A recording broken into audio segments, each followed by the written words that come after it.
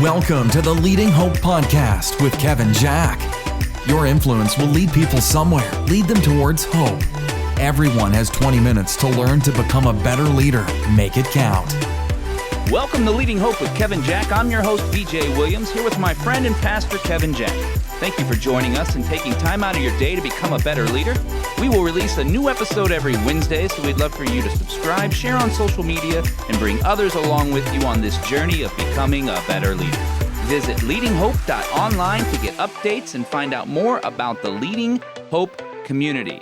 Today is episode 14, Personal Culture. But before we get started, Kevin, we just want to thank everybody who continue to listen in every week. We are so grateful, you guys, and we're really grateful for those that continue to comment with us, whether it's on Sundays, via text, through the website, on social media. They say this is really helping them their day-to-day, their jobs, their organizations, their nonprofits, their pastors are calling and asking questions, and it's been incredible to be part of that. Yeah, we are so grateful for everyone who's responded within that, who's given helpful feedback on that, who's shared, who's rated, who's reviewed, and just means the world to us, and that what we're doing makes a difference and matters. Yeah, it's so awesome. So thank you so much from the bottom of our hearts. We are so grateful, each and every one of you. So, episode 14, what do you got for us? So we're going to launch into a month-long focus on personal culture, and here's my little intro that I plan on giving every single week on that. So we have this basic understanding of what culture is. Culture is everything about an organization. Culture is how it feels. Culture is what it does or the way in which it does what it does. Culture is who you are at the core more than anything else. We understand that nothing impacts the culture more than the behavior and values of the leader, that sets the culture more than anything else. Culture is the difference between Apple and Microsoft, between Target and Walmart. It is the feeling even that you get when you walk into a different group and organization. And so in the same way that companies, that organizations, that churches have cultures, you have a culture, or maybe more clear, you are a culture. And instead of focusing on what's the culture of your business, church, school, etc., this month I want to focus on what's your culture. Like, what is your personal culture? And to start on this idea, I just want to start with 3 basic principles that we need to understand about culture, and then we're going to get into shaping and refining and all these other key things. But I want to start pretty basic.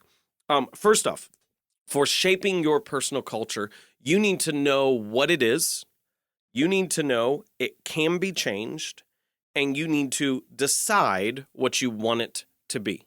So those are the 3 key ideas. When it comes to your personal culture, you need to, 1, know what it is, 2, know it can be changed, and 3, decide what you want it to be. Now, let me do this.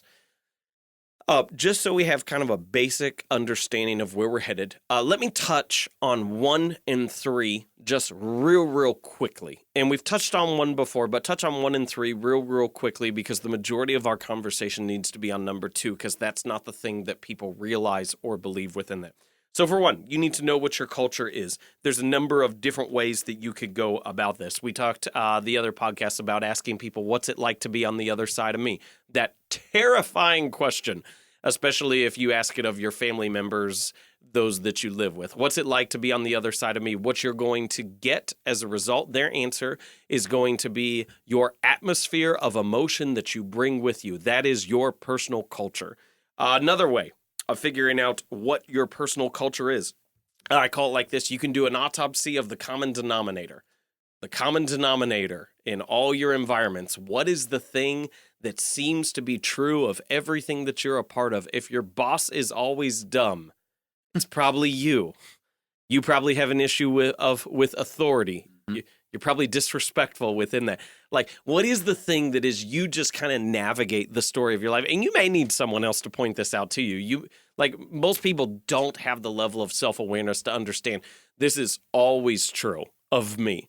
But I inspect that and to go, man, what's the common denominator of all these different things within my life? And then third way, and this is probably the least helpful on identifying your personal culture, is just to imagine Hey, when people describe you, what are the words they use? What are the adjectives that people use to describe what your personal culture is, what your ethos is as an individual?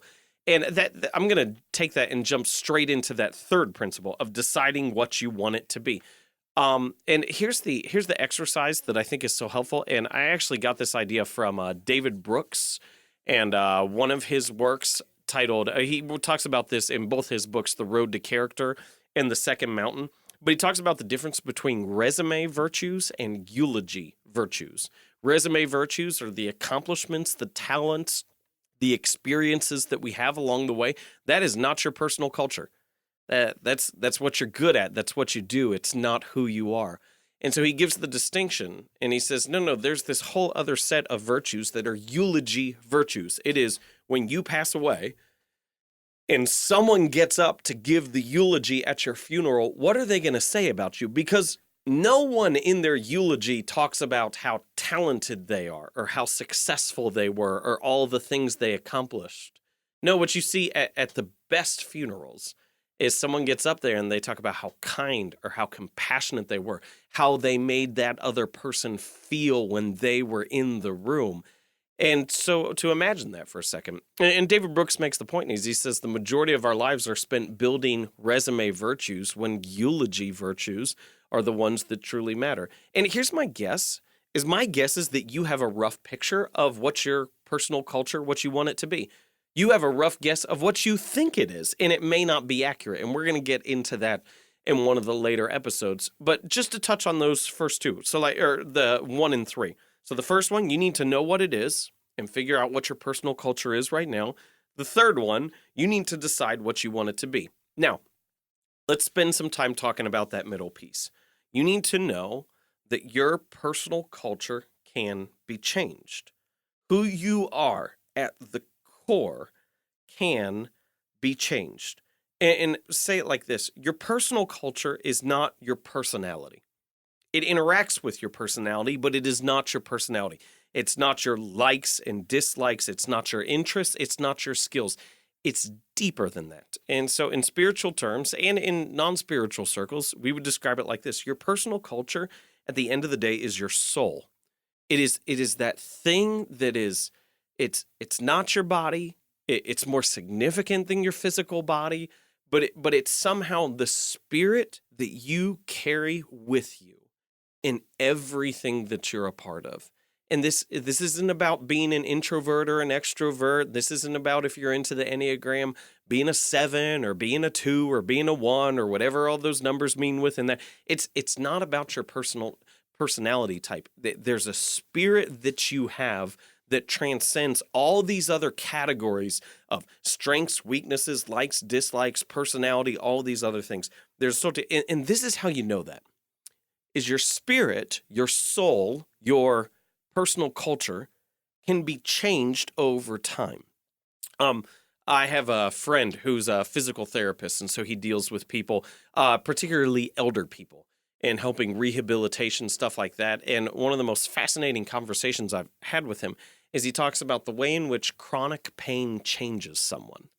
And so he deals with people who often deal with a significant amount of pain and have often had just chronic pain for years. And it was fascinating to hear him talk about it and say when someone has lived in pain for years, it changes who they are. And what he's talking there is he's not talking about personality. He's talking about their soul.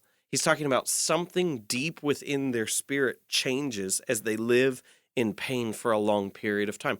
We know someone's spirit changes from going through difficulty and hardships. So to share this at a just really blunt level, this past year, my wife went through the passing of her mom from cancer. And her mom fought cancer for many years, and then eventually passed away. And one of the conversations that I had with Bethany is it was kind of starting to head down that path is we just talked very openly and saying, hey, when someone goes through this and they lose someone they care about, it shapes them. But I said to her, you have to decide how it's going to shape you. Mm-hmm. You have to decide how it's going to form you. And sometimes we use the just catchy phrase of just saying, hey, it's either going to make you bitter or better. And that's true. I think that's a very I don't know, a very surface level way of speaking about a really deep seated thing within there. But we know going through difficulty and pain that it shapes your soul, it shapes your spirit. We also know, just to give one more category on this, we also know success shapes people. For some people, success makes them grateful. For other people, success makes them unbearable, that they become so arrogant within that. And so I just want you to see this, like your spirit, who you are at the core, it's transformative. Like you can change it. It's not static. It's dynamic. It's not stuck. You can change it into something else. The way you change that is some of the things we're going to talk about in all the future episodes. We don't have time to get into that now, but we usually think of this idea from a fixed mindset that we go, oh, this is just who I am. I'm just low energy. I'm just irritable. I'm just impatient. I'm just strong-willed. I'm stubborn. I'm closed-minded. And just go, no, that's not necessarily, yes, that is who you are, but it's not who you have to be. You can be energetic. You can be joyful. You can be enthusiastic. You can be easy to get along with, persistent, generous, inquisitive, teachable, coachable. Like there's some people that they are just like, man, for teachers, you don't want them in your class. There are other people that are a delight to coach. You want them on your team, not because of what they can do, but because of who you are. And so you need to, one, know what that is. Know what your personal culture is. You need to, number 3, design, be clear about what you want your spirit to be, your ethos, your personal culture to be. But more than anything else in this one, I just want to hammer home, you can change what it is. It's not stuck. How you've been known is not how you have to be known in the future. The thing that, let's just get blunt about this, okay? Yeah. The thing that your ex-wife complains about does not need to be the thing that your next wife complains about. That's exactly right. The thing that your last boss complains about and was frustrated does not need to be the thing that your next boss says about you. The ex-wife thing felt a little morbid to me within there because that's not really our niche within that. But that's the reality of it, is your spirit, your soul, the way people have described you in the past does not have to be how people describe you in the future. Yeah, that's, your personal culture. This is going to be, I really like this one. This is going to be some stuff that I'm going to take a look at myself as we get into this whole series. You mentioned David Brooks. Didn't we see him speak? He was fascinating. Oh, he was. Yeah, I kind of geeked out more than I should have. Yeah, give him a shout out because he was fascinating, and I would suggest checking out some of his stuff. I just wanted to throw that in there. Let's talk about the personality because that's what's the strongest piece here. Yeah, everybody always thinks culture is personality. Yeah, and I recognize we all have a personality type. We've taken the Enneagram to find out what those are. And while I realize it's absolutely important, here's the statement and this is for me. Okay. I have never heard a great leader say, I'm a fill in the blank, so I'm unable to do fill in the blank. Yeah. No one's ever looked at a great leader and said, hey, you're not very teachable. Well, it's because I'm like this. Yeah, well, and even like when they're speaking or they're leading you through whatever exercise that you're about to partake in, they're never bringing up what their personality type is. Now they will address the personality type, but they overcome that, and I think that's so important. Like, and it's something for me, right? Mm-hmm. I'm very 8, so I'm challenging everything, and I need to know when that's not a great thing to do. Yeah. And we've talked about that. But I don't say I can't think more because I'm an 8. I think we miss the fact as personality testing comes back, which is so helpful. Absolutely. Like, so helpful to be aware of Tremendous. where you are right now. But we act as if the virtues that are most important don't transcend all those categories. And they absolutely do. Like the virtues that mark someone as a great person are not pigeonholed with any specific personality type. Yeah, I agree. And so I think that's just powerful. And you said it that no matter what, your soul can be changed. Mm-hmm. That's a powerful statement. And we know we know, and I mean, I gave the examples there just to make it obvious. We know that your soul, your spirit can be changed from outside forces and the events that you go through. We know that. That's obvious. Mhm. But if it can be changed from those things, it can also be changed because of personal intention. You don't have to wait for a crisis to become who you were created to be. You can do it on purpose right now. Absolutely correct. So that's such an important fact. The other thing that I want to ask you personally is, what is something you do to identify when your personal culture is moving away from that of which you desire, what you want it to be? We're going to get into that in depth as we get into the next episode, but let me just give a brief thing within there. Teaser in the business Teaser. is what we call. There you that. go. In the business world. That was just funny. I have a list of key things that I hold myself to that are standards. And when I say I have a list, I don't mean I have a list in my head. Like, I wrote it down. Yeah. So I can't just kind of squirm my way out of it. And so that's a massive thing for me is I have literally written down if someone, and I didn't write it down like in a eulogy form. I'm not saying like that. I know what I want people to say of me when I'm gone. Yeah. And so I'm able to hold myself accountable to that on a daily basis. It's interesting that you said that you write it down, though, because that just leads into our past episode 13 where we're talking about questions. You know what I mean? In order to write it down, you're almost asking yourself that question. Yep. You have to ask we always ask other people, we need to ask other people's questions. That's true. But in personal culture, we obviously need to be asking ourselves these questions. Good. So that's inspiring for anyone listening that's wanting to learn how to have a better personal culture. And I think one of the things that I want everyone to be able to understand that's so important is to go, man, we spend so much of our time trying to build up our skill set, trying to build up our abilities, trying to refine and harness our talents and strengths. But to go, you know what really matters is when someone opens up the door to your office, are you excited to see them or no? Yeah. That has nothing to do with their ability. That has nothing to do with their skills. When you open up the door, when you walk home, what's your family's reaction? Yeah. Are they pumped you're there, or do they ignore it and hope they don't get in your way? Yep. Because that means more than how good you are at what you do. Yep. That's a powerful statement.